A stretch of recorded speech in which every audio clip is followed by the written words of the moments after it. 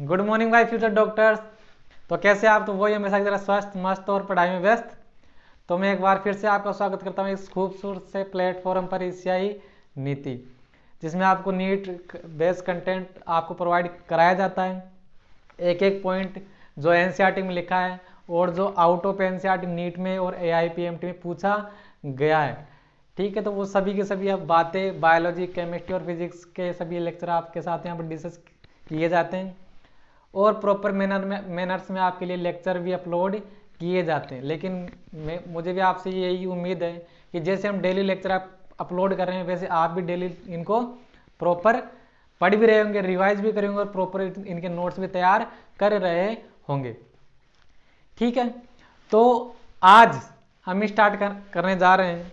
जैसे कि जो सेल बायोलॉजी है, हमने उसको एक एक कतरा कतरा उसका बिखेर दिया, नोट्स का भी बिखेर दिया कि कतरा, एनसीईआरटी को क्या उसको तार तार कर दिया। एक भी लाइन आपके लिए नहीं छोड़ी मैंने।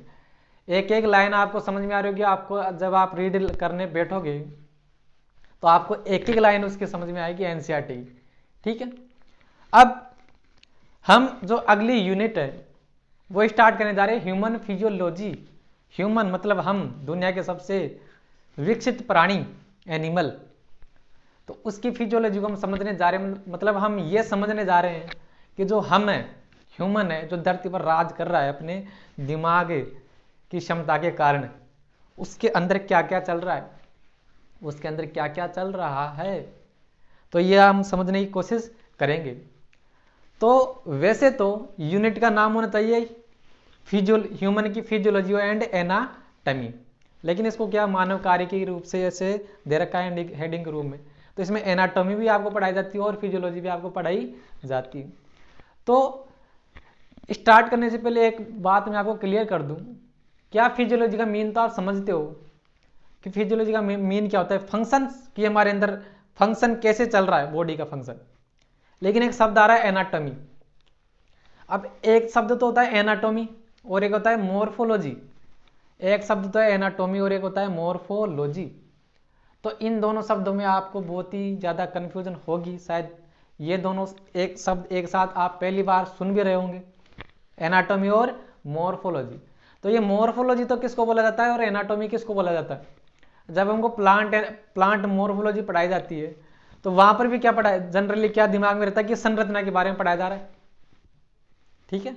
और एनाटॉमी की जब बात की जाती है तब ये दिमाग में रहता है कि भाई संरचना की बात चल रही है। लेकिन मोर्फोलॉजी देखे, जब मैं आपसे पूछूं कि मेरी मोर्फोलॉजी कैसी है, तो मैं बाहर से कैसा दिख रहा हूं, बाहर से कैसा दिख रहा हूं, मैं बाहर से अच्छा दिख रहा हूं। ब्लैक कलर की जो है कोट है, व्हाइट कलर की शर्ट है। अब जो यहाँ पर आपको देखो, मेरे बाल भी आपको अच्छी तरह से दिख रहे होंगे, कान भी आपको अच्छी तरह से दिख रहे होंगे, नाक दिख रही होगी। तो ये तो मेरी क्या है, मोर्फोलॉजी है, मतलब जो आप मेरे को बाहर से देख करके बता रहे हो। लेकिन एनाटॉमी की बात करें तो एनाटॉमी जैसे जब मेरा ट्रांसवर्स सेक्शन काट दिया जाए या लॉन्गिट्यूडनल सेक्शन काट दिया जाए, तब आप देखो कि मेरे अंदर लीवर कैसा है, लीवर की शेप कैसी है, हार्ट की शेप कैसी है, और जो सारे के सारे बॉडी ऑर्गन है वो अंदर से कैसे। तो इंटरनल स्ट्रक्चर जो है उसको तो बोला जाता है एनाटॉमी, और लेकिन जो एक्सटर्नल स्ट्रक्चर है उसको बोला जाता है मोर्फोलॉजी। तो हम यहाँ पर क्या समझेंगे, एनाटॉमी एंड क्या, फिजियोलॉजी। किसकी? ह्यूमन की, मतलब आपकी और मेरी। और यहाँ पर जितने भी संसार में जितने प्राणी है उनकी सबकी फिजियोलॉजी और एनाटॉमी एक जैसी है। ऐसे नहीं कि यहाँ पर हमारी एनाटॉमी और फिजियोलॉजी अलग है, लेकिन डोनाल्ड ट्रंप की जो एनाटॉमी और फिजियोलॉजी वो अलग है, सबकी एक ही जैसी है, ठीक है। तो ह्यूमन फिजियोलॉजी का सबसे पहला टॉपिक जो रहेगा, वैसे तो सबसे पहला टॉपिक डाइजेस्टिव सिस्टम पढ़ाया जाता है, लेकिन सबसे ज़्यादा जो कंफ्यूज करता है स्टूडेंट को, जो समझ में नहीं आता, जैसे बार बार कमेंट आते रहते हैं कि नर्वस सिस्टम समझ में नहीं आता, नर्वस सिस्टम समझ में नहीं आता। तो आपके डिमांड के अकॉर्डिंग मैंने सबसे पहला चैप्टर कौन सा उठाया, नर्वस सिस्टम। तो इस चैप्टर को पढ़ने के बाद में आपको ऐसा नहीं लगेगा कि मेरे कुछ समझ में नहीं आ रहा, एक एक चीज़ें आपको क्लियर करवाई जाएगी, क्योंकि मुझे पता है कि आपके दिमाग में क्या क्या डाउट चलते रहते हैं। तो इस चैप्टर को पढ़ने के बाद में, ये चैप्टर आपकी ऐसे ब्लड वेसल में ऐसे दौड़ेगा जैसे रुधिर आपकी ब्लड वेसल में प्रवाह करता है ना, तो उसकी तरह आपके अंदर ये चैप्टर दौड़ने लगेगा। और मेरे साथ आज आप इस चैप्टर को क्या करोगे, एंजॉय भी करोगे। तो ठीक है, तो जैसे आप हेडिंग देख ही रहे हो, नर्वस सिस्टम। तो सिस्टम, ये नर्वस सिस्टम को तो आप बाद में साइड में रख करके चलो पहले हम कुछ बातें कर लेते हैं जिससे आपको ऑटोमेटिक ये समझ में आएगा कि हम इस चैप्टर को पढ़ क्यों रहे। तो चैप्टर को पढ़ने से पहले हम चैप्टर की जो सोल है, सोल मतलब जो आत्मा है, उसको टच करने की कोशिश करेंगे, जिससे आपको ये समझ में आएगा कि मेरे को पहले तो ये चैप्टर पढ़ना क्यों है। और फिर जब आपको ये समझ में आने लगेगा, आपका इंटरेस्ट जब डेवलप हो जाएगा कि इस चैप्टर को पढ़ने का मीन क्या है, तब तो आपको इसमें इंटरेस्ट भी आने लगेगा। ठीक है, तो देखिए कि स्टार्ट करते हैं हम एक नॉर्मल फैमिली से। हमारी जो बात है वो हम शुरू करते हैं नॉर्मल फैमिली से, बात शुरू करते हैं। अब आपको लगेगा कि फैमिली बीच में से कहाँ गई फिजियोलॉजी में, तो अब ये भी आपको धीरे धीरे समझ में आएगा।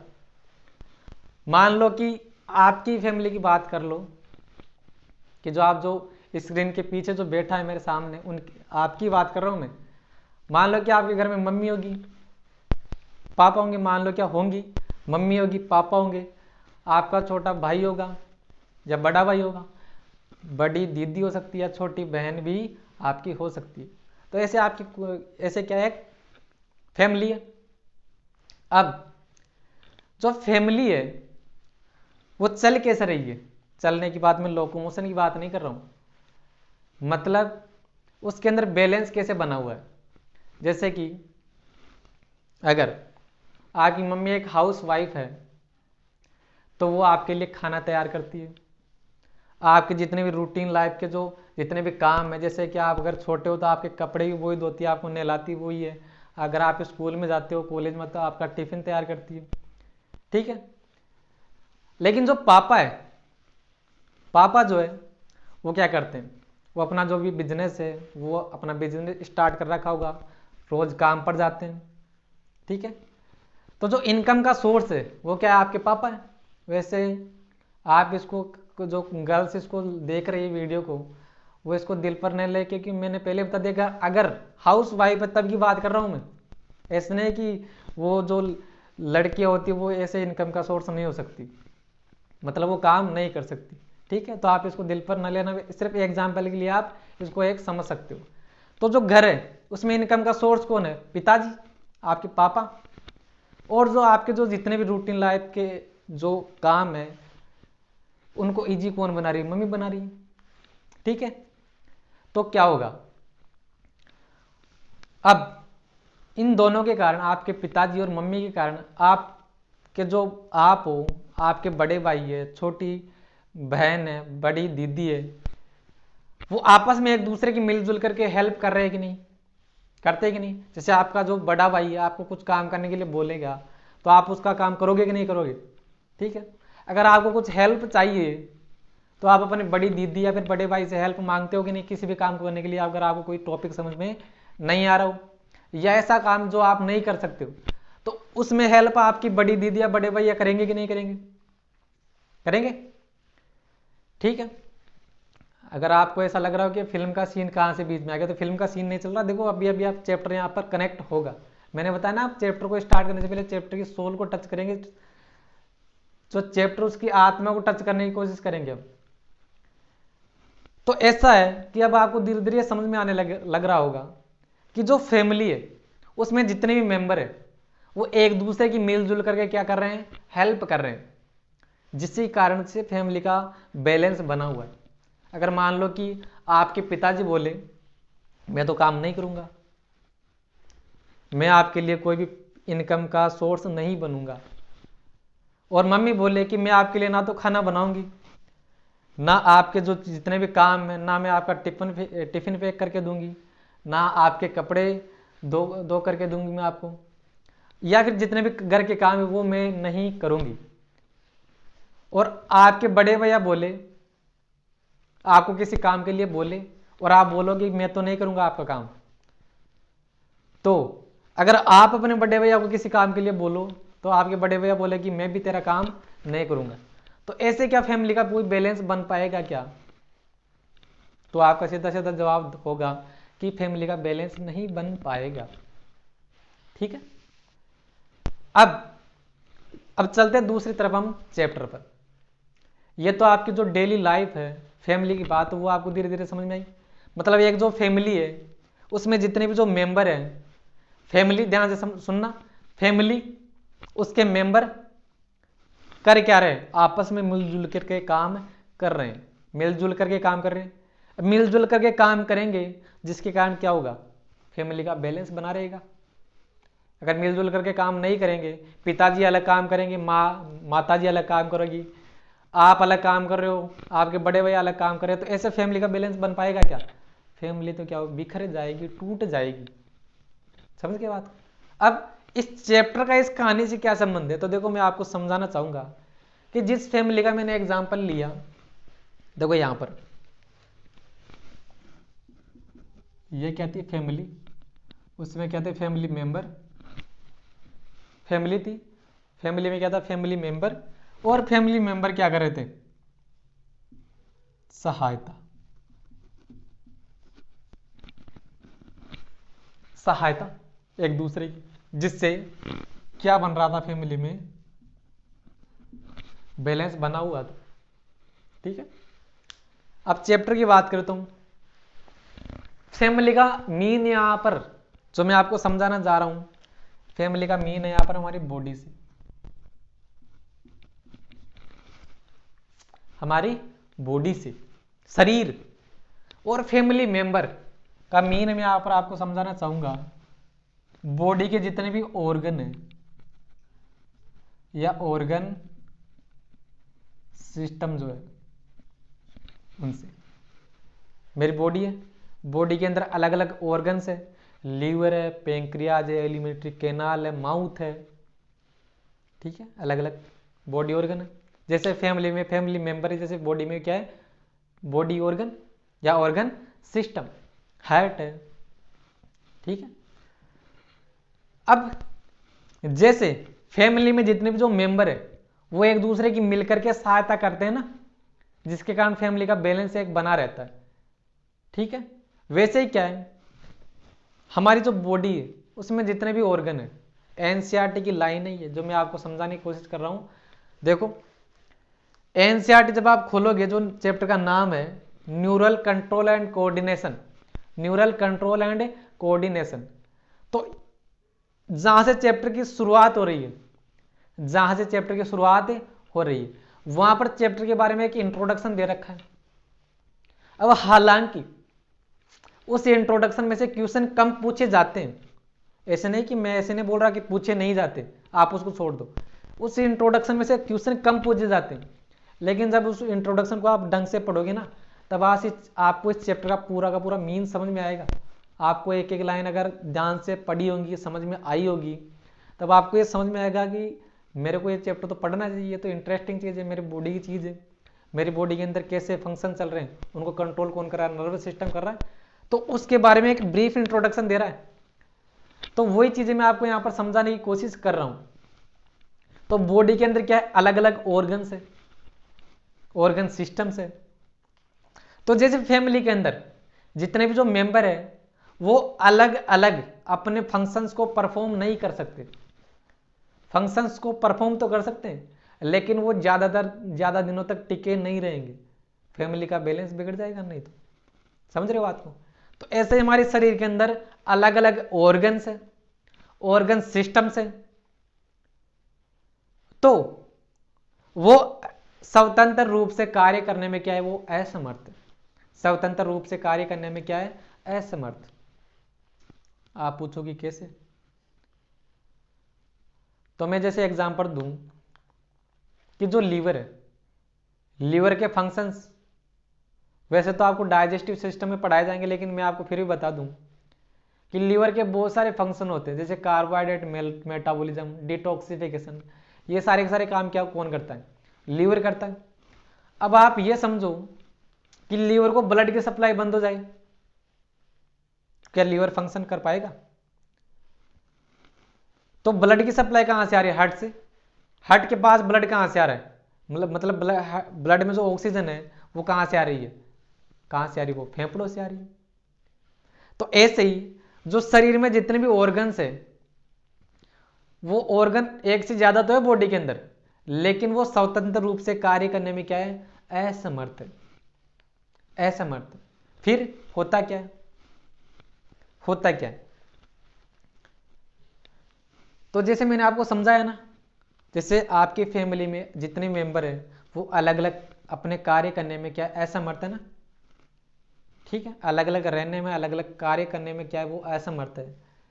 तो वो करते क्या, एक दूसरे की हेल्प करते हैं, जिससे उनके जो फंक्शंस है, उनकी जो फंक्शंस की एक्टिविटी है उनमें क्या हो, बढ़ोतरी हो, जिससे वो अपने फंक्शंस को अच्छी तरह से प्रॉपर मैनर में कर सके।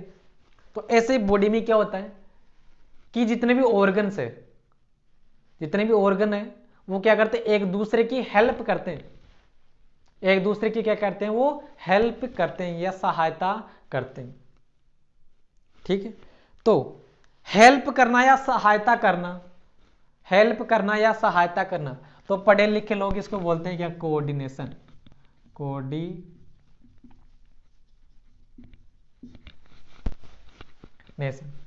मतलब कि बॉडी में जितने भी ऑर्गन्स है, जितने भी ऑर्गन्स है वो स्वतंत्र रूप से अपने कार्य करने में क्या है, वो असमर्थ है। फिर इसके लिए वो करते क्या है, एक दूसरे से समन्वय दर्शाते, मतलब कोऑर्डिनेशन दर्शाते हैं।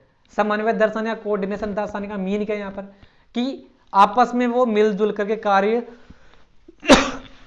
सॉरी, आपस में वो मिलजुल करके कार्य करते हैं। समझ में आया मीन आपको, ठीक है।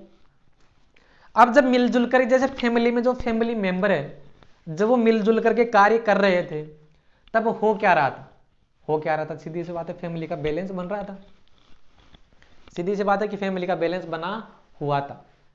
तो यहां पर भी क्या होगा, जो ऑर्गन है एक दूसरे के फंक्शंस में जब सहायता करेंगे, मतलब एक दूसरे से क्या हो, कोऑर्डिनेशन वे में फंक्शन करेंगे, तो बॉडी का यहां पर क्या, वो क्या करेंगे, बैलेंस बना करके रखेंगे। यहां पर बैलेंस बना करके रखने का मीन क्या है, होम्योस्टेसिस,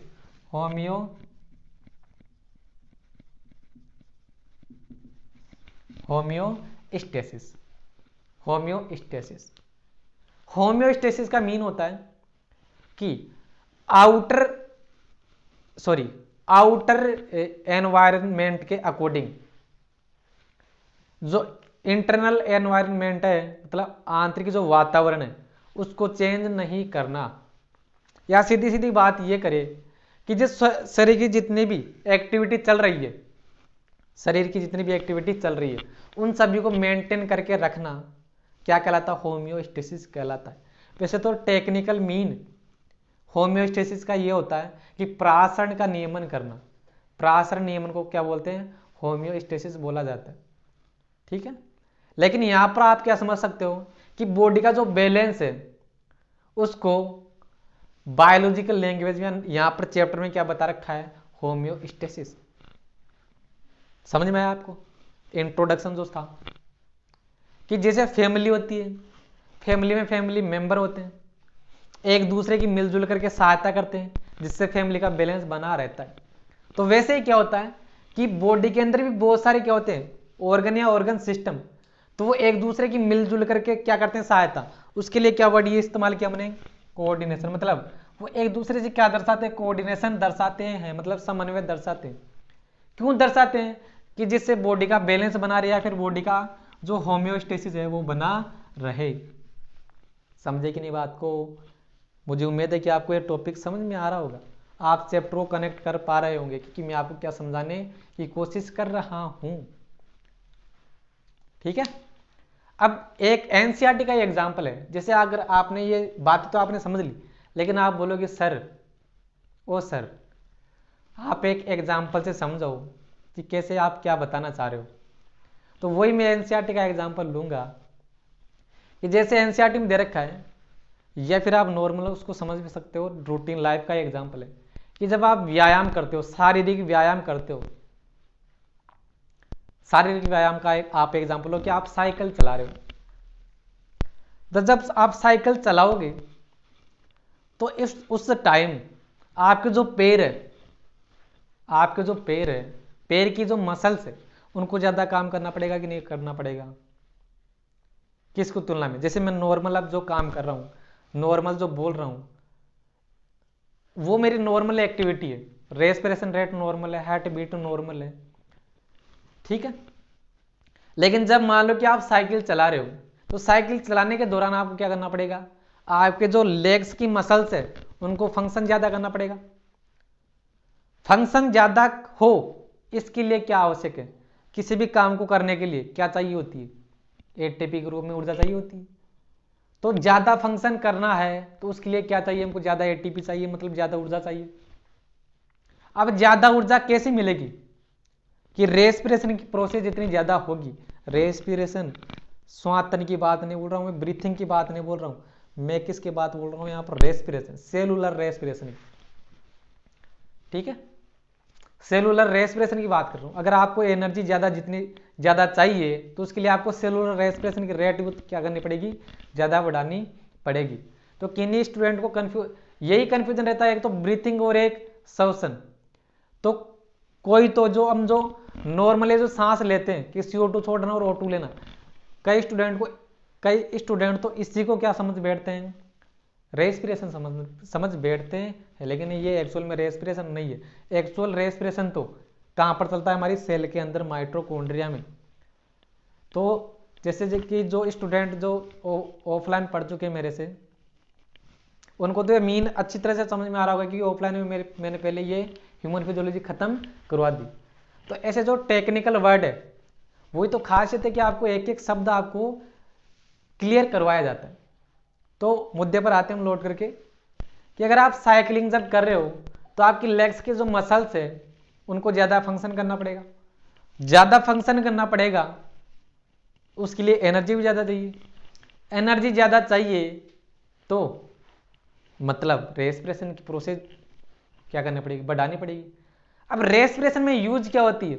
O2, ग्लूकोज के साथ O2 जोड़ा CO2 H2 प्लस ATP। ये तो क्या है? समीकरण है रेस्पिरेशन का। समझे बात को? तो उसके लिए O2 की रिक्वायरमेंट भी क्या है? ज्यादा। अब O2 की रिक्वायरमेंट ज्यादा है तो क्या करना पड़ेगा? क्या करना पड़ेगा? हार्ट को जल्दी जल्दी क्या करना पड़ेगा? पंप करना पड़ेगा, मतलब हार्ट बीट बढ़ानी पड़ेगी। हार्ट बीट मतलब हार्ट रेट बढ़ानी पड़ेगी, जिससे कि जल्दी जल्दी हार्ट क्या करे? पंप करे, और जल्दी जल्दी क्या हो? ब्लड क्या हो? ऑर्गन तक या मसल्स तक पहुंचे। अब हार्ट बीट बढ़ाने से या हार्ट रेट बढ़ाने से काम नहीं चलेगा। हार्ट के पास O2 भी तो ज्यादा होनी चाहिए, जिससे वो ज्यादा O2 क्या कर सकेगा? सप्लाई करेगा लेग्स की मसल तक। तो इसके लिए हमको रेस्पिरेशन रेट भी बढ़ानी पड़ेगी, मतलब जो श्वासन की दर है, ब्रीथिंग रेट है, उसको भी बढ़ाना पड़ेगा, जिससे ज्यादा O2 इनहीलेट हो करके फेफड़ों तक जाए। ज्यादा श्वासन की दर, ब्रीथिंग दर जितनी ज्यादा बढ़ेगी तो उतनी O2 अंदर जाएगी। जितनी ज्यादा O2 अंदर जाएगी तो वो ब्लड में घुलेगी। ब्लड में घुल करके वो कहां पर जाएगी? हार्ट के पास जाएगी। हार्ट के पास आपके दिल के पास जाएगी, आपके जिगर के पास जाएगी। जिगर एक्चुअल में दिल को या हार्ट को नहीं बोला जाता, वो किसको बोला जाता है? लीवर को बोला जाता है। तो गलतफहमी दूर हुई। जिगर, कलेजा, ये दोनों किसके नाम है? लीवर के नाम है। हार्ट का तो एक ही नाम है, हृदय। एनसीईआरटी में हृदय नाम इस्तेमाल कर रखा है, लेकिन दिल विल तो उसका नाम पड़ गया किन्हीं कारणवश, ठीक है। तो क्या होगा कि जितनी ज्यादा श्वसन दर होगी तो उतनी O2 अंदर जाएगी, और उस O2 को ऑर्गन्स तक ज्यादा पहुंचाने के लिए हमको क्या करना पड़ेगा? हार्ट बीट बढ़ानी पड़ेगी, जिससे क्या होगी? ज्यादा O2 लेग्स की मसल तक जाएगी, श्वसन दर बढ़ेगी, ATP ज्यादा मिलेगी, ऊर्जा ज्यादा मिलेगी, जिससे फंक्शन की दर क्या होगी? ज्यादा। तो यहां पर जब हमको व्यायाम करना था, साइकिलिंग करनी थी, तो उसके लिए लीवर ने और लीवर नहीं, यहां पर फेफड़ों ने मतलब लंग्स ने और हार्ट ने आपस में क्या दर्शाया? कोऑर्डिनेशन दर्शाया, समन्वय दर्शाया, एक दूसरे की सहायता की, जिससे क्या हुआ? फंक्शंस अच्छी तरह प्रॉपर मैनर में परफॉर्म हो पाया। मतलब हम साइकिलिंग के दौरान भी ATP को मैनेज कर पाए, ऊर्जा को मैनेज कर पाए। किन दोनों की वजह से? हार्ट प्लस फेफड़ों की सहायता से, मतलब लंग्स की सहायता से। लेकिन आपको ये लग रहा होगा कि जैसे नॉर्मल में खड़ा हूं, जैसे मैं नॉर्मल खड़ा हूं, तो उस टाइम तो मेरी श्वसन दर नहीं बढ़ रही, उस टाइम तो श्वसन दर नहीं बढ़ रही, श्वसन दर नहीं बढ़ रही। और जब मैं नॉर्मल अब आपको पढ़ा रहा हूं तो उस कारण उस टाइम तो मेरी हार्ट बीट नहीं बढ़ रही। लेकिन साइकिलिंग जब की तो उस टाइम हार्ट को कैसे पता चला, हार्ट को कैसे पता चला कि मेरे को हार्ट बीट बढ़ानी है, लंग्स को कैसे पता चला कि ज्यादा O2 अंदर लानी है। तो आपको ये दिमाग में आ रहा होगा, मतलब ये कोऑर्डिनेशन तो दर्शा रहे आपस में, लेकिन इनको पता कैसे चल रहा है, मतलब इनको कंट्रोल कौन कर रहा है, इनको सिग्नल कौन दे रहा है कि एक दूसरे की कोऑर्डिनेशन बना करके रखो, एक दूसरे की सहायता करो। तो वही आप रूटीन लाइफ पर आ जाओ कि ये तो आपको समझ में आ गया होगा कि बॉडी का होम्योस्टेसिस बनाने के लिए हमको क्या किसकी रिक्वायरमेंट होती है, कोऑर्डिनेशन की रिक्वायरमेंट होती है। अब आपसे मैं सीधी सीधी बात पूछूं कि एक जो फैमिली है, एक जो फैमिली है, आप हो, आपके बड़े भैया, बड़ी दीदी, छोटा भाई, छोटी बहन, माता पिता, तो ये एक फैमिली है। तो इसमें कोऑर्डिनेशन बनाने का या पूरी जो फैमिली है उस पर कंट्रोल करने का काम किसका होता है, उस पर कंट्रोल करने का काम किसका होता है, मम्मी और पापा, मम्मी और पापा। समझ में आया? तो जो फैमिली उस पर कंट्रोल रखने का काम किसका होता है, मम्मी का और पापा का। तो मम्मी और पापा ने जो ऑर्डर दे दिया वो तो होगा ही होगा, बोल दिया कि अब ये काम होना चाहिए तो आप वही करोगे। तो हमारे बॉडी के अंदर भी ऐसे मम्मी पापा है दो जो क्या देते हैं, सिग्नल देते हैं बॉडी के किसी भी ऑर्गन को। जैसे कि साइकिलिंग के दौरान क्या है, हार्ट बीट बढ़ानी है, साइकिलिंग के दौरान क्या करना है, हार्ट बीट को बढ़ाना है। तो हार्ट बीट को बढ़ाने के लिए हार्ट को सिग्नल आ रहा है कहां से, पापा से आ रहा है या मम्मी से आ रहा है। अभी पापा मम्मी क्या है वो समझ में आएगा आपको। रेस्पिरेशन रेट बढ़ानी है तो सिग्नल कौन दे रहा है, मम्मी पापा दे रहे हैं। किसके मम्मी पापा, बॉडी की मम्मी पापा। समझ रहे हो ना बात को। तो जैसे कि कोऑर्डिनेशन में फंक्शन तो होगा, लेकिन कंट्रोल करेगा कौन ऑर्गन को, ये जो ऑर्गन एक दूसरे के साथ कोऑर्डिनेशन दर्शा रहे हैं उनको कंट्रोल करेगा कौन, कि ऐसे उनको बताएगा कौन कि आप कोऑर्डिनेशन बना करके रखो एक दूसरे के साथ, नहीं तो आप भी सल्ट होगी और जो बॉडी है ये भी सल्ट जाएगी आपके साथ। समझ रहे हो ना। तो वो मम्मी पापा कौन है, तो वो मम्मी पापा समझाने की कोशिश करूं मैं कि ये तो आपको समझ में आ गया। तो इसको मैं यहां से मिटा देता हूं, यहां से मिटा देता हूं, डस्टर नहीं मिल रहा है कहीं पर।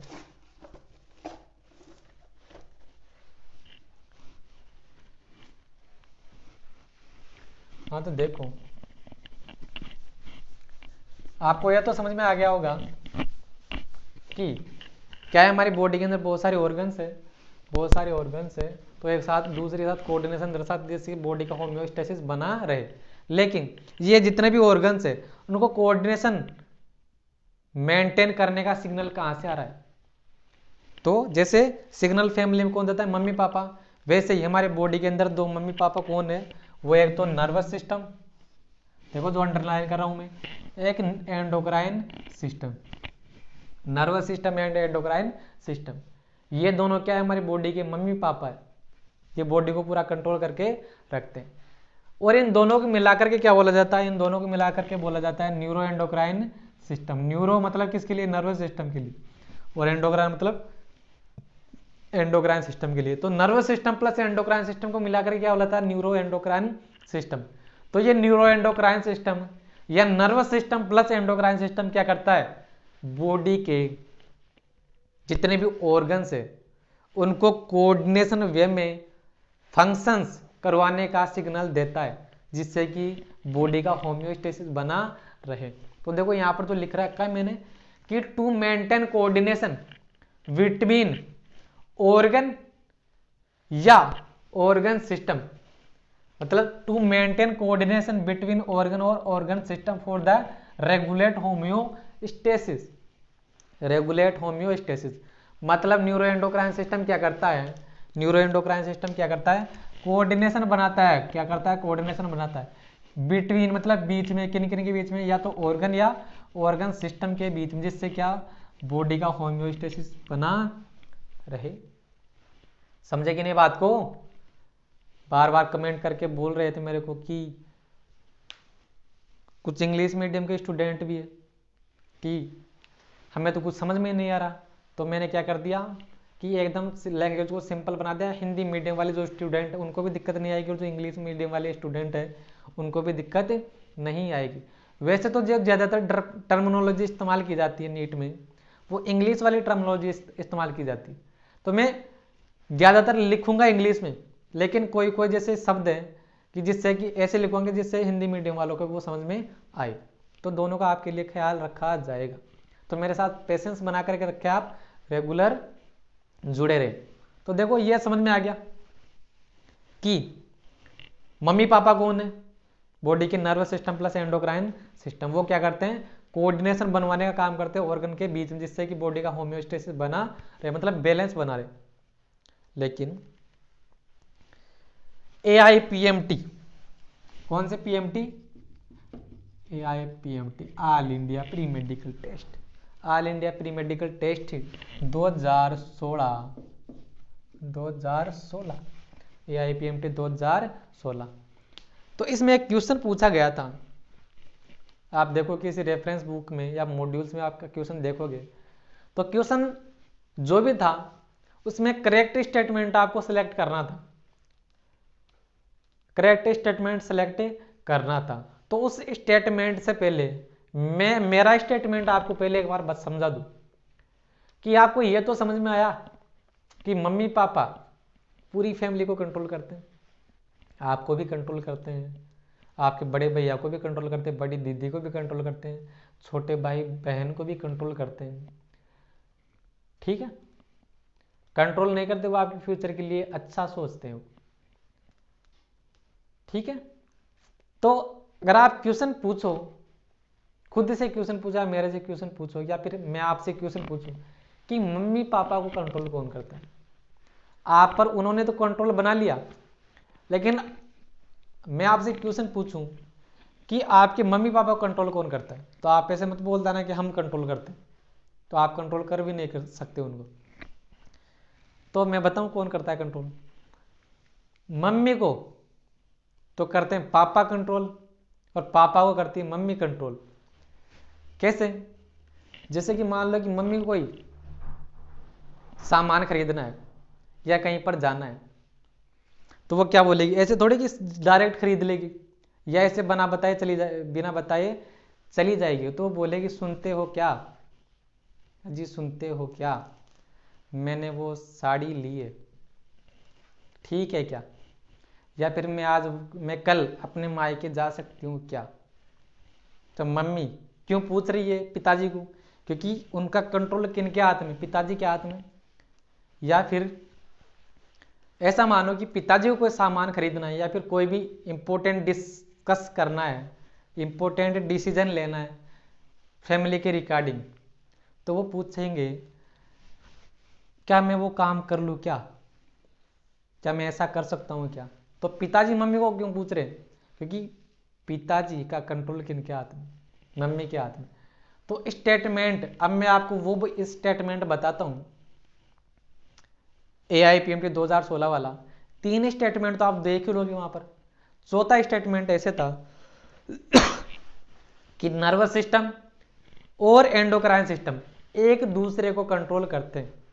तो क्या ये स्टेटमेंट सही है या नहीं है? तो जैसे मम्मी पापा को कंट्रोल करती है, पापा मम्मी को कंट्रोल करते हैं, वैसे ही नर्वस सिस्टम एंडोक्राइन सिस्टम को कंट्रोल करता है, एंडोक्राइन सिस्टम नर्वस सिस्टम को कंट्रोल करता है। तो क्या स्टेटमेंट में यहाँ पर लिख दूं कि नर्वस सिस्टम तो किसको कंट्रोल करेगा? एंडोक्राइन को। और एंडोक्राइन सिस्टम किसको कंट्रोल करता है? नर्वस सिस्टम को। तो ये क्या था AIPMT 2016 का क्वेश्चन। तो ये क्या जो एरो लगा है इसके ऊपर आप क्या लिख दो? कंट्रोल कर रहे हैं एक दूसरे को। ठीक है? मजा आ रहा है आपको? फील आ रहा है कि नहीं? फिजियोलॉजी में आपकी जो शरीर है उसकी जो फंक्शंस उनको समझने में फील आ रहा है? फील आएगा तभी काम चलेगा हमारा, उसकी जो ह्यूमन फिजियोलॉजी वहाँ से 18 से लेकर के आप 20 क्वेश्चन एक्सपेक्ट कर सकते हो। और जो नर्वस सिस्टम है उससे आप कितने क्वेश्चन मान सकते हो? 3 क्वेश्चन। 3 क्वेश्चन किसको मिलाकर के? आप सेंसरी ऑर्गन को मिलाकर के कितने क्वेश्चन मान सकते हो? 3 क्वेश्चन। 2 क्वेश्चन तो आपके नर्वस सिस्टम के, 1 क्वेश्चन आपका सेंसरी ऑर्गन वाला। ठीक है, तो ये तो हमने एनसीईआरटी का जो इंट्रोडक्शन है, जो एनसीईआरटी आपको फील कराना चाह रही है कि आपको ये चैप्टर किस लिए पढ़ना है, तो वो मैंने आपको फील करवाया कि नहीं करवाया? फील आई कि नहीं आई? आई। तो इंट्रोडक्शन आप एनसीईआरटी का ध्यान से पढ़ना, वहां से क्वेश्चन कम आते लेकिन डायरेक्ट चैप्टर की सोल को टच कर रहा है। ठीक है, अब चलते हैं हम कहां पर? अब चलते हैं हम कहां पर? एनसीईआरटी के जो आगे का जो पोर्शन है वहां पर हम चलते हैं कि जो न्यूरो एंडोक्राइन सिस्टम है, जो न्यूरो एंडोक्राइन सिस्टम, वहां पर एक तो क्या नर्वस सिस्टम और एक क्या उसमें एंडोक्राइन सिस्टम। अब इन दोनों के बारे में कुछ इंपॉर्टेंट बातें देख ले कि नर्वस सिस्टम में तो आपको किन के बारे में पढ़ना है? न्यूरॉन्स के बारे में। किन के बारे में? न्यूरॉन्स के बारे में। मतलब नर्वस सिस्टम में तो क्या आती है? न्यूरॉन्स इंक्लूड होती है। तंत्रिका कोशिका, छोटी क्लासेस से आप पढ़ते आ रहे हो, तंत्रिका कोशिका, तो न्यूरॉन्स आती है नर्वस सिस्टम में। और जो एंडोक्राइन सिस्टम है, जो एंडोक्राइन सिस्टम है उसमें क्या आते हैं? केमिकल्स। कौन से केमिकल? जिनको बोला जाता है हार्मोन। तो जो नर्वस सिस्टम है वो तो अपने टारगेट ऑर्गन को किसकी सहायता से कंट्रोल करता है? न्यूरॉन्स की सहायता से कंट्रोल करता है। लेकिन जो एंडोक्राइन सिस्टम है वो अपने टारगेट ऑर्गन को किसकी सहायता से कंट्रोल करता है? हार्मोन। ये क्या है? विशेष प्रकार के केमिकल्स होते हैं। तो हार्मोन की सहायता से क्या करता है? कंट्रोल करता है। कौन? Endocrine system.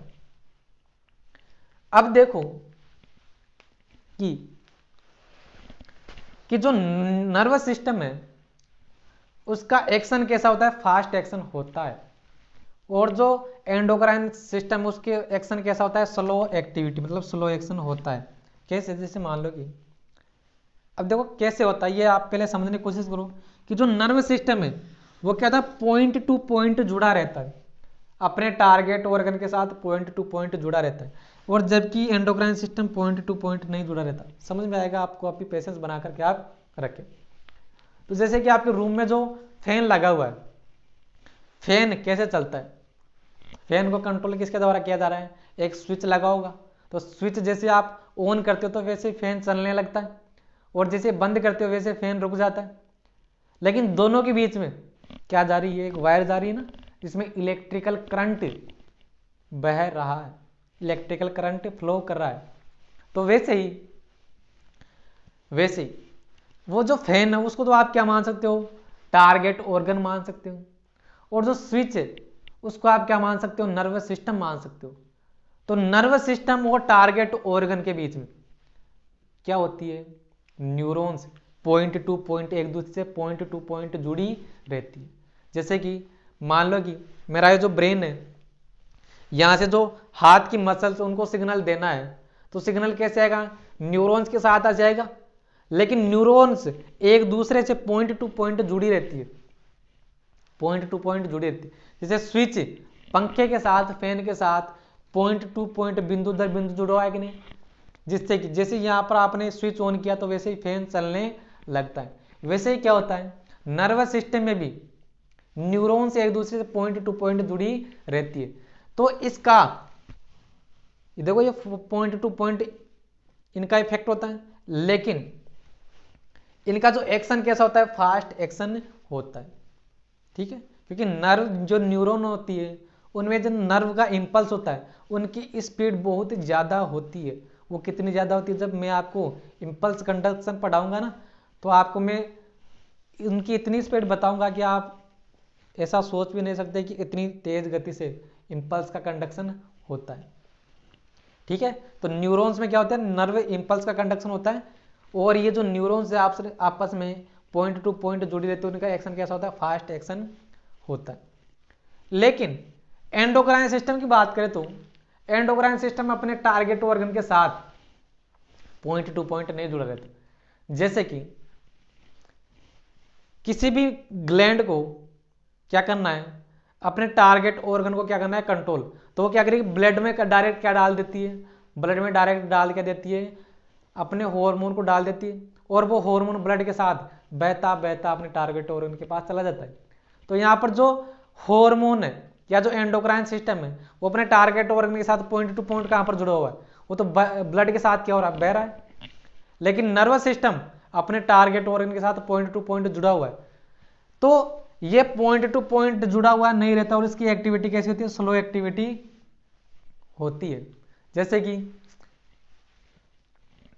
मैं आपको एग्जांपल से समझाना चाहूँ कि नर्वस सिस्टम की एक्टिविटी को आप समझना कि जैसे मैं आपको जो बोल रहा हूं आप उसको सुन भी रहे हो,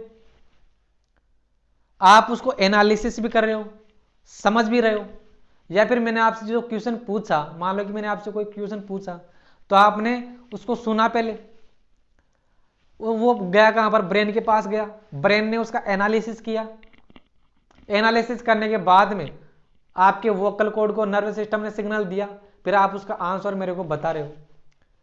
तो ये जो इतनी प्रोसेस है उनको होने में कितना समय लग रहा है, 1 से लेकर के 2 सेकंड। मैंने जैसे पूछा कि 2 + 2 कितने होते हैं, तो आपने झट से आंसर दिया 4, लेकिन इसको होने में देखो क्या क्या हुआ, मेरी वॉल्यूम पहले आप तक के पहुंची, पहले तो कहां पर, कानों तक गई, वो ऑडिटरी नर्व के थ्रू कहां पर ले गई, वो ब्रेन के पास गई वो। उसके बाद में वहां पर एनालिसिस किया गया कि आपसे क्या पूछा जा रहा है, और उसके बाद में आपके जो वोकल कॉर्ड है उनको सिग्नल दिया गया कि आपको क्या आंसर देना है। तो ये कौन करवा रहा है, नर्वस सिस्टम कर रहा है, लेकिन इसका जो एक्शन देखो वो कितना फास्ट हो रहा है। लेकिन उधर आप एंडोक्राइन सिस्टम की बात करो तो ये पॉइंट टू पॉइंट नहीं जुड़ा हुआ है, और इसका जो एक्शन है वो कैसा होता है, स्लो एक्शन। जैसे कि आपकी ग्रोथ करवानी है, आपकी ग्रोथ करवानी है, तो ग्रोथ हार्मोन क्या करेगी, सिक्रेट किया जाएगा कहां से, पिट्यूटरी ग्लैंड से। लेकिन ऐसे थोड़ी है कि आज पिट्यूटरी ग्लैंड ने हार्मोन सिक्रेट किया, आज आप रात को सोए थे तब आपकी हाइट 3 फीट थी, सुबह उठे थे अब 10 फीट हो गई, तो ऐसा थोड़ी होता है। धीरे धीरे बढ़ती है आपकी, जब 21-22 साल हो जाती है तब तक आपकी हाइट धीरे धीरे बढ़ती रहती। तो इसका कैसा होता है एक्शन, स्लो एक्टिविटी, और इसकी एक्टिविटी कैसी होती है, फास्ट एक्टिविटी। अब आखिरी जो पॉइंट है, इसका जो रिस्पॉन्स होता है वो शॉर्ट ड्यूरेशन रिस्पॉन्स होता है, और इसका रिस्पॉन्स कैसा होता है, लॉन्ग टाइम रिस्पॉन्स।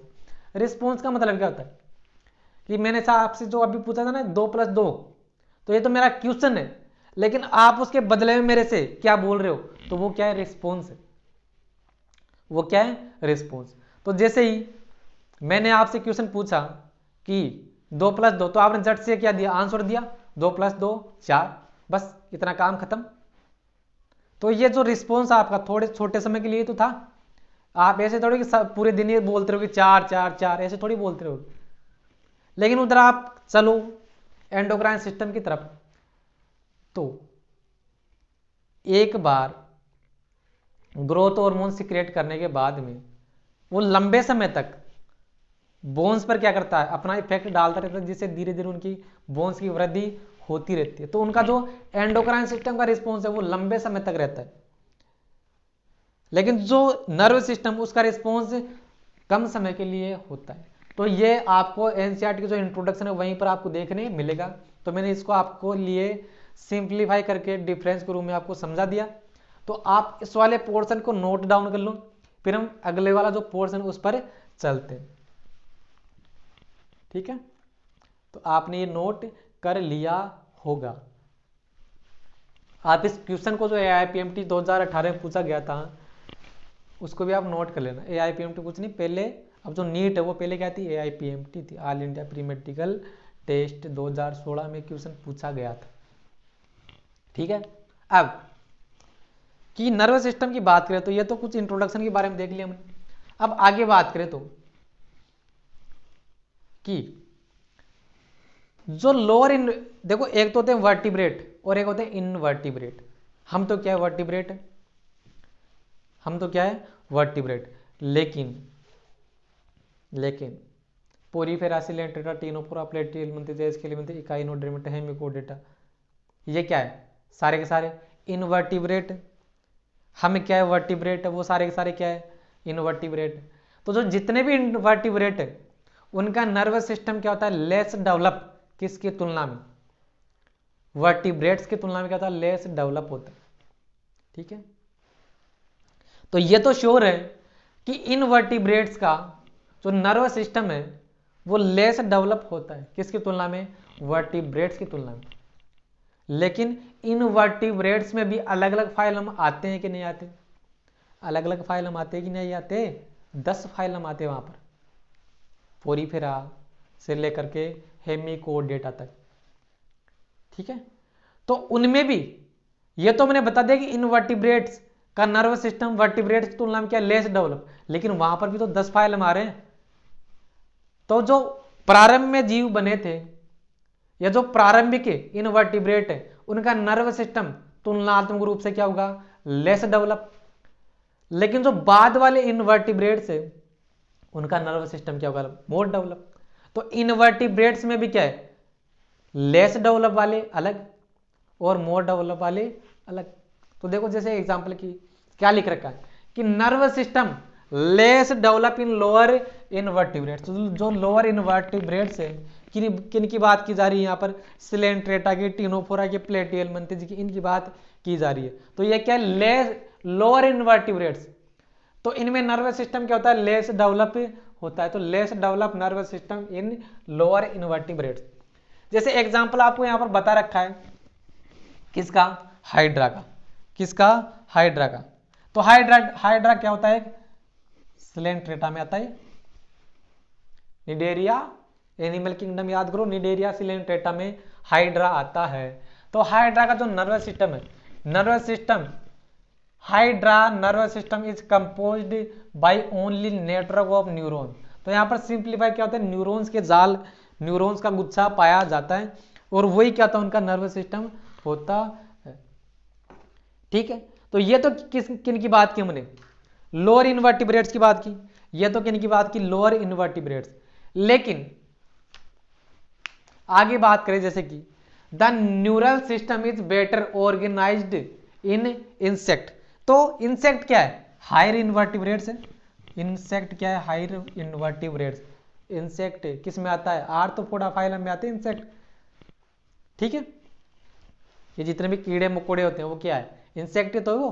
तो इंसेक्ट किस में आता है, आर्थ्रोपोडा फाइलम में आता है, जो कि सबसे बड़ा फाइलम है।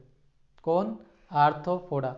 10 में से 7 तो क्या है, आर्थ्रोपोडा ही है। 10 जो जीव है ना, आपको अगर माइक्रोस्कोप लगाओगे तो जो 10 जीव दिखेंगे उनमें से 7 तो क्या है, आर्थ्रोपोडा। एनसीईआरटी की लाइन है। तो the neural system is better organised in insect where a brain. तो इनमें क्या क्या प्रेजेंट होता है, तो ब्रेन प्रेजेंट होता है along with A number of ganglia, ganglia present होती है। भाई गेंगलिया क्या होती है, आगे आपको समझ में आएगा गेंगलिया क्या है। और साथ में क्या था, न्यूरल टिश्यू प्रेजेंट होता है। तो देखो यहाँ पर हाइड्रा में क्या था, सिर्फ हाइड्रा में क्या था, न्यूरॉन्स का सिर्फ जाल था। हाइड्रा में सिर्फ क्या था, न्यूरॉन्स का जाल था। लेकिन ये जो इंसेक्ट है, ये जो इंसेक्ट है इसमें क्या क्या देखो, आपको ब्रेन देखने मिल रहा है, गेंगलिया देखने मिल रही है, न्यूरल टिश्यू आपको देखने मिल रहा है। तो धीरे धीरे नर्वस सिस्टम क्या होता जा रहा है, एडवांस होता जा रहा है कि जटिल होता जा रहा है कि नहीं। तो ये दोनों के दोनों तो क्या थे, इनवर्टिब्रेट। ये क्या था, लोअर इनवर्टिब्रेट, ये क्या था, हायर इनवर्टिब्रेट। यहाँ पर नर्वस सिस्टम लेस डेवलप, यहाँ पर नर्वस सिस्टम मोर डेवलप।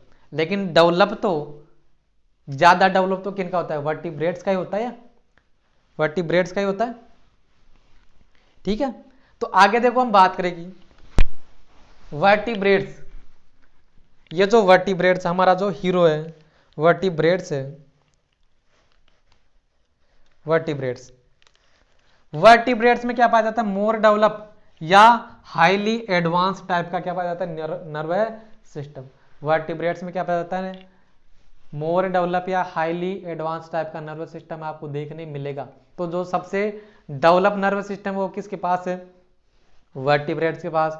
उनमें भी किसके पास, धरती के सबसे बुद्धिमान जीव की बात करें, कौन, ह्यूमन की बात करें, ह्यूमन के पास सबसे ज़्यादा डेवलप नर्वस सिस्टम जिसमें ब्रेन और स्पाइनल कोड है। और सबसे खास बात तो ये है कि ह्यूमन 4 की बजाय 2 पैरों पर खड़ा हो गया, जिसके कारण वो शिकार को दूर तक देख सकता है, हाथों का यूज कर सकता है हथियार बनाने में। किसी को मारने के लिए भी, सेल्फ डिफेंस में के रूप में। ठीक है, इसलिए तो ह्यूमन क्या सबसे ताकतवर प्राणी है, कहाँ का, धरती का, अपने माइंड की वजह से, क्योंकि इसका नर्वस सिस्टम क्या है सबसे ज्यादा डेवलप। वैसे ताकत तो हम से ज्यादा शेर के पास भी होती है, हाथी के पास भी होती है, लेकिन उनका नर्वस सिस्टम हमसे क्या है, कमजोर है। ठीक है, हमारी तरह ऐसे थोड़ी कि दो हाथी दो पैरों पर खड़ा होकर के भाग रहा है, शेर दो पैरों पर खड़ा होकर के भाग रहा है, ऐसे उछल उछल करके अपने शिकार को देख रहा है, ऐसे थोड़ी की। समझ रहे हो ना आप बात को। तो जो सबसे हाईली एडवांस या मोर डेवलप्ड नर्वस सिस्टम किसके पास होता है, वर्टिब्रेट्स के पास। ठीक है, सही दिख रहा है क्या। हाँ, तो देखो कि ये जो मैंने एक डायग्राम जो आपके लिए बनाया है, ये जो डायग्राम मैंने आपको बनाया है, आपके लिए जो बनाई है वो किसका है, एक रफ डायग्राम किसका, कोड डेटा का। अभी बीच में कोड डेटा कहां से आ गया। तो आप ये जो ऊपर वाली लाइन है ना, इनको आप नोट कर लो, इसके बाद मैं इसको मिटा रहा हूं। तो आपने मेरे को पोज किया, ये नोट किया और ये मैंने मिटा दिया। आप देखो, आप एक इत्मीनान से मेरी बात सुनना।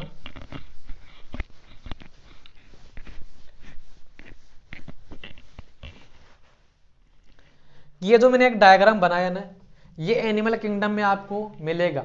ये किसका डायग्राम है, कोड डेटा का डायग्राम, कोड डेटा का डायग्राम है। तो ये तो क्या है, कोड डेटा की डोर्सल सरफेस, ये क्या है, वेंट्रल सरफेस। तो एम्ब्रियोनिक डेवलपमेंट के दौरान कोड डेटा की डोर्सल सरफेस पर एक होलो ट्यूब बनती है, जिसका नाम क्या होता है, नर्व कोड। नर्व कोड, क्या नाम है, नर्व कोड। अब ये नर्व कोड आगे डेवलप होकर किसका निर्माण करते हैं, सीएनएस का, मतलब ब्रेन और स्पाइनल कोड का। ठीक है, लेकिन कोड डेटा में नर्व कोड के आगे की तरफ, मतलब वेंट्रल सरफेस की तरफ, एक क्या भी बनती है जिसका नाम होता है नोटोकोड। नोटोकोड, तभी तो नाम पड़ा है क्या है, कोड डेटा। मतलब ऐसे जीव जिनकी किसी न किसी अवस्था के दौरान, जीवन की किसी न किसी अवस्था के दौरान नोटोकोड देखने ही मिलती है, उनको क्या बोला जाता है, कोर डेटा बोला जाता है, क्योंकि उनमें क्या पाई जाती है, नोटोकोड। जीवन की, देखो मेरा स्टेटमेंट ध्यान से सुनना, जीवन की किसी ना किसी अवस्था के दौरान नोटोकोड देखने ही मिलेगी। समझ गए बात को। अब जो कोर डेटा है उसको भी फिर कितने पार्ट में डिवाइड कर दिया, 3 पार्ट में, euro caudate, cephalo caudate, meaning spelling आप सही कर लेना, कोडेट, यूरो कोडेटा, सिफेलो कोडेटा और साथ में वर्टिब्रेट। बहुत ही स्टूडेंट को एक कंफ्यूजन रहता है कोऑर्डिनेट और वर्टिब्रेट्स में। कोऑर्डिनेट्स और वर्टिब्रेट्स में आपको इन दोनों के बीच में डिफरेंस आपको आज पता चलने वाला है कि कोर डेटा क्या है, जिनमें नोटोकोड देखने मिलेगी। ठीक है, तो इन तीनों में क्या देखने मिलेगी, नोटोकोड आपको देखने मिलेगी। तीनों में क्या देखने मिलेगी आपको, नोटोकोड देखने मिलेगी। तो जो यूरो कोऑर्डिनेट्स है, इनमें नोटोकोड आपको सिर्फ कहां पर देखने मिलेगी, लार्वा की पूंछ में। लार्वा की वो भी सिर्फ कहां पर, पूंछ में। उसके बाद में नोटोकोड क्या हो जाती है, खत्म हो जाती है। यहां पर सिफेलोकोडेटा में आपको जो है नोटोकोड देखने मिलेगी पूरी लाइफ के दौरान, पूरी लाइफ के दौरान आपको देखने मिलेगी। यहां पर नोटोकोड सिर्फ लार्वा की पूंछ में, यहां पर पूरी लाइफ के दौरान। लेकिन जो वर्टिब्रेट है उनमें क्या होता है कि ये जो नोटोकोड है ये किस में चेंज हो जाती है, वर्टिब्रल कॉलम में, जो किसकी बनी होती है, बोन्स की बनी होती है। ये जो पीछे आपको रीढ़ की हड्डी दिखाई पड़ रही है ना, आपके जो पीछे रीढ़ की हड्डी है वो एक्चुअली में क्या, वो वर्टिब्रल कॉलम है। तो जिन कोऑर्डिनेट में नोटोकोड वर्टिब्रल कॉलम मतलब रीढ़ की हड्डी में चेंज हो गई, तो उनको क्या बोला जाता है, वर्टिब्रेट बोला जाता है, जिसमें हम आ रहे हैं। समझ गए बात को। तो हम कोऑर्डिनेटा भी है, हम वर्टिब्रेट्स भी है। तो सभी वर्टिब्रेट क्या होते हैं, सभी वर्टिब्रेट कोऑर्डिनेटा होते हैं। एनसीईआरटी का स्टेटमेंट है, सभी वर्टिब्रेट कोऑर्डिनेटा है, लेकिन सभी वर्टिब्रेट क्या कोऑर्डिनेट सभी वर्टिब्रेट कोऑर्डिनेटा है, लेकिन सभी कोऑर्डिनेटा क्या वर्टिब्रेट है क्या, नहीं है। कि वर्टिब्रेट किनको बोला जाता है, कि कोऑर्डिनेटा में जिनकी नोटोकोड किस में चेंज होगी, वर्टिब्रल कॉलम में, उनको क्या बोला जाता है, वर्टिब्रेट बोला जाता है। तो हम किस में आ रहे हैं, वर्टिब्रेट्स में आते हैं, क्योंकि हमारे अंदर क्या नोटोकोड किस में चेंज होती है, वर्टिब्रल कॉलम में। और नर्व कोड किस में चेंज होती है, नर्व मतलब सीएनएस मतलब ब्रेन और स्पाइनल कोड में। तो ये कौन था, ये जो प्राणी आपके सामने बनाया है कौन था, कोऑर्डिनेट था, जिसमें सबसे ज्यादा एडवांस टाइप का नर्वस सिस्टम देखने आपको मिलता है। ठीक है, तो ये आज का लेक्चर था, जिसमें मैंने आपको बहुत ही फंडामेंटल चीजें बताने की कोशिश की, चैप्टर की आत्मा को छूने की कोशिश की, और आपको चैप्टर को थोड़ा सा फील पढ़ाने के साथ साथ फील करवाने की भी मैंने आपको क्या की, कोशिश की। क्योंकि ह्यूमन फिजियोलॉजी में तब तक फील नहीं आएगा ना, तब तक काम भी नहीं बनेगा। तो ह्यूमन फिजियोलॉजी का एक एक चैप्टर आपको पढ़ाया नहीं जाएगा, सिर्फ आपको फील भी करवाया जाएगा। बिल्कुल आपके दिमाग में डाउट आ रहा है क्या रिप्रोडक्शन भी फील करवाया जाएगा, तो बिल्कुल रिप्रोडक्शन भी आपको फील करवाया जाएगा।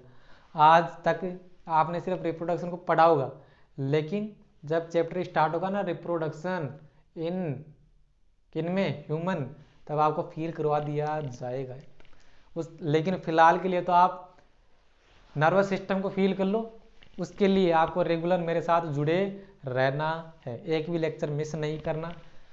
आई होप यहाँ पर आप आने से पहले, नर्वस सिस्टम पर आने से पहले आपने सेल बायोलॉजी के पूरे लेक्चर आपने यहाँ पर देखे होंगे।